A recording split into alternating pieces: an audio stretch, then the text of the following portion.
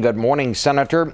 I want to ask you first about the Republicans' reaction to the president's announcement that he was bringing the troops home from Iraq. It was scathing for the most part. Yet, I find it very difficult to believe that any American president, Republican or Democrat, would have left American troops there under the conditions that the Iraqis were demanding. In other words, they had no immunity from prosecution. If the Iraqis decided they'd done something wrong, they could arrest them and throw them into prison. Would you have left American troops there under those circumstances? Well, the reason it was scathing, Bob, is because of just exactly that, the fact that we have a president who is not able to set conditions and actually have the kind of influence over the Iraqi government. Now, 3 years the president has had to work with the Iraqi government to try to mold and shape that relationship, and to be in a position where really the Iranians now have more sway over the Iraqi government than the United States just shows the weakness of our diplomatic effort, the weakness of this president in being able to shape the battlefield, if you will. And I think that's the reason people are so upset that, you know, we've lost, in many respects, we've lost control and lost the war in Iraq because we have Iran having broadened its sphere of influence. We see what's going on. But the conditions that they laid down, the Iraqis seem to be saying, we don't want you there anymore. Why would we keep troops there when they say we don't want you? I understand, but that's because we've lost the battle in Iraq with the Iraqi government. We've lost the sphere of influence that we had. We have allowed the Iranians, by ignoring them, by supporting them. If you look at, go back 2 years ago, this was the turning point.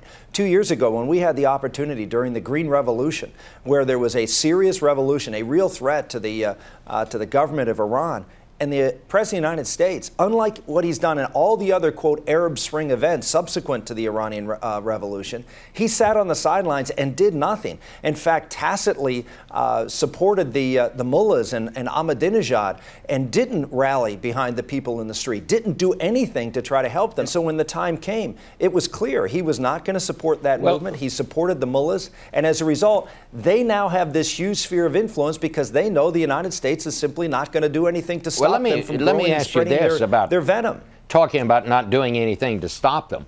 Osama bin Laden is dead. Anwar al-Awlaki is dead. Now Muammar Gaddafi is dead. It seems to me like the president's marking up a couple of pretty good things that he can put on the positive side in foreign policy. He can. I certainly give him credit for certainly al-Awlaki and bin Laden. The idea, though, is not looking. You're looking at one other element. You're not looking at the central core problem, which is Iran. And look at what's going on in Syria, another classic example, Bob. Syria is a satellite puppet state of Iran. And here we have Assad brutalizing his people. And what did we do? We recognized Assad for the first time with an ambassador. We have not come down and done anything to try to displace Assad, he has been more brutal than anybody else. Would you send American troops into Syria then? I'm not suggesting we send American troops, but what we should be doing is we should be working very vehemently and vigilantly with the people in Syria. We should be going after Assad in every other way, covertly or otherwise, to show the Iranians that we are going to stand up to them. There's all sorts of things we can be doing to show an active role in the region, and we're not. And Iran, as a result, grows in influence. Let me ask you a little bit about Republican politics. You've been out to Iowa, to 70 counties out there. You spent a lot of time out there. And yet, Herman Cain continues to score very high in the polls. Do you think Herman Cain is for real? And do you think he is really a conservative, especially on issues like right to life? Well, certainly Herman Cain is for real. I mean, Herman has done a good job in communicating a message, but that message now is being looked at carefully, and I think Herman's being looked at carefully. And if you look at his record as a conservative, as I said this week, I mean, he supported the Wall Street bailout. You know, if you want to look at the Tea Party's one of its origins was opposing the Wall Street bailout, and Herman supported the Wall Street bailout. I mean, someone who wants to impose a national sales tax. I don't think conservatives, I haven't talked to one conservative or seen one conservative come out and say, gee, this is a great idea to impose a national sales tax. Even those who supported his plan originally say, you know, that's probably not a good idea. And then you look at his comments on the issue of life, the issue of the Second Amendment. He gave an interview recently saying that he's for the Second Amendment, but states should be able to pass whatever laws to control guns.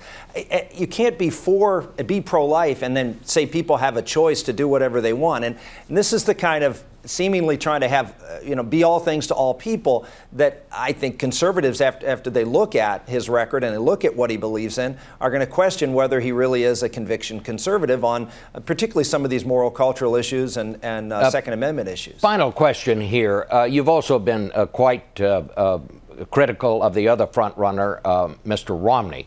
If Mitt Romney or Herman Cain got the Republican nomination, could you support them? Oh, absolutely. I'd support anybody in the Republican field. I mean, Ron Paul would give me a little indigestion. I'd have to take some antacids on the on foreign policy. But other than that, no. I mean, look, there's far superior in many other ways than this president. I would have no problem supporting them. But there is a better candidate out in the field, Bob, and you're talking to him this morning. All right. Well, we have to leave it there. Thank you so much, Senator. Thank you so much. Thank you, Bob.